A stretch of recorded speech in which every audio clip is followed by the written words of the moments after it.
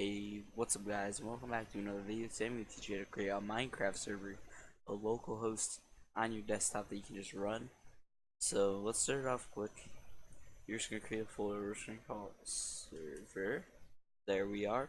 Now, inside server you're going to need a jar, which I created a link to in the Dropbox so that you don't have to run build tools again. And it has all of these in it: 1.9, 1.9.2, 1.8, 1.12, 1.11, 1.11.2, and 1.10. So, first thing you're going to need is a run. Now, what this file will do is, let's edit this with Notepad++ here. It is in batch, and it tests how much you're going to have in storage. So, I would change both of these 124s to maybe. So this is the minimum. This is the max. So I can change this one to, I don't know, like 4,050. I don't know, something like that. You could just change it to, just real quick. I'm just gonna do this just so I can get it through. It's 1024 times 4. Okay, 4096. So there we are. I'm actually gonna make them both. This is actually 4 gigs, by the way. So if you don't want 4 gigs, take it up at once, because some computers probably only have 4 on your entire computer. Don't do that.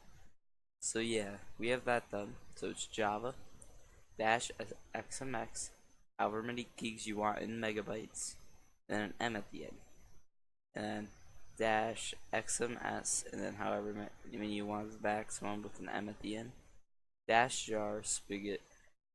Ooh, the title of your jar, which we're going to be using spigot 1.8.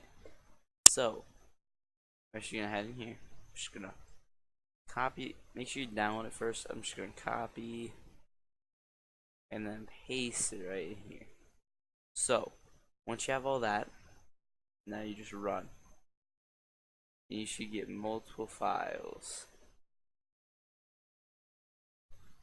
logs, EULA, and server properties. So let's just change this up a little bit. Set this EULA to true. And the EULA is Minecraft's agreement. You can read it right here, but you aren't going to need it right now. We're just running a local host. So now just run it again and see what happens. So as you can see, this is loading libraries, and soon a ton of files will appear. There we go. There's tons of these files, and they all mean something. It's about to create the world's files here. There you go. Band IPs, band, all that stuff. OPs, like OPs will be stored in this JSON file. So in here, it'll have like all the data for them, which is nice. And by the way, all the code for the run and for everything is in the description. And I'll also put run. It'll be in Hastings probably, most likely. I'll put the run as 1 gig instead of 4, because I'm guessing you don't want that running at 4. So as you can see, it's done here, and all this is basically just it loading. Now here's how it works. There's the logs, which is just the log of everything that happens. Probably delete it every once in a while, like every 6 months, depending on how big you want it to get. There's the plugins folder for your plugins. There's these 3 are the worlds: world, nether, world end. There's band IPs, band players, do in the game and console. Ignore the bucket.yml and commands.yml and help.yml. Ops.json again in game. Permissions.yml, you're gonna use a permissions plugin, so just ignore that.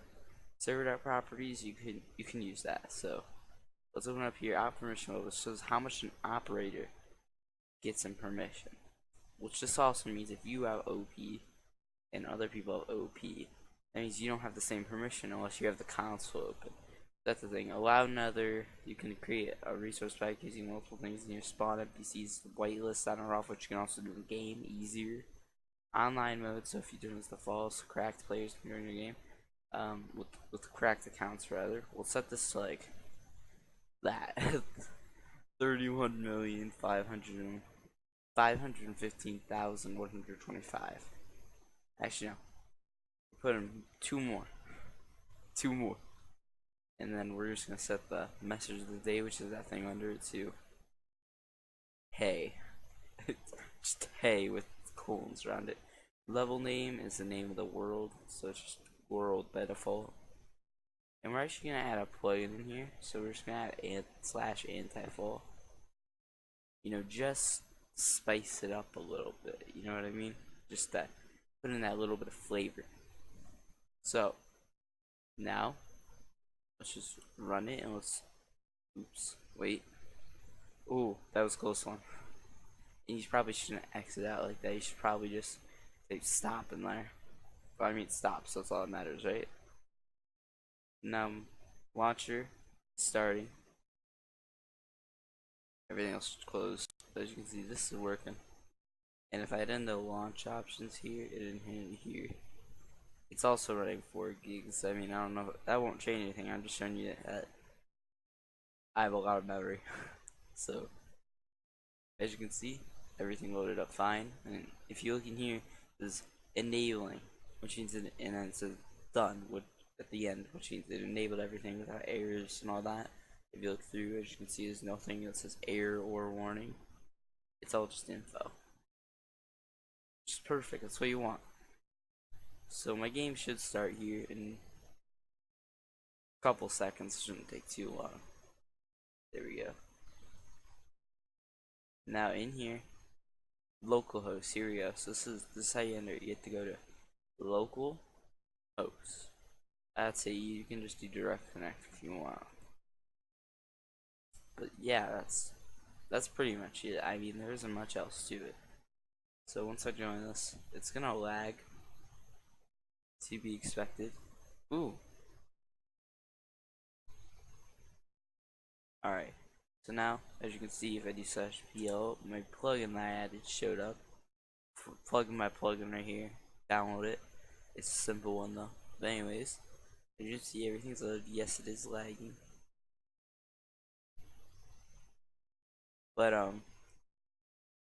you have your own server, of course. Yeah, you'd have to hook it up to a domain if you in an IP or an IP address if you actually wanted to run a full-on server, or you just buy it from a host. That'd make a lot more sense.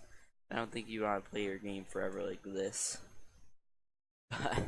and probably on a separate machine if you do it on your own.